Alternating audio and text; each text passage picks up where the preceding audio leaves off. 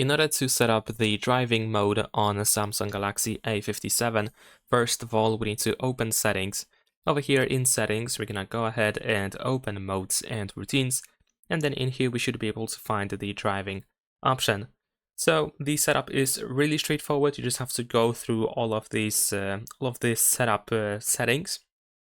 Like for example, we can choose minimize distractions option, which means that once the driving mode is activated, then the D&D mode is going to be activated, and of course automatically we're gonna activate the driving mode as well. We also have custom option where you can precisely decide what should happen when the driving mode is activated. And there we go. So in my case, the driving mode is now automatic, so whenever the phone detects that I am driving a car, then the driving mode is going to be enabled. We can also see what happens when that mode is activated, so you can of course customize that if you want to. And if you want to, you can also completely disable the automation. You can manually enable and disable driving mode just by tapping on this button as well. And that is pretty much it. Leave a like and subscribe.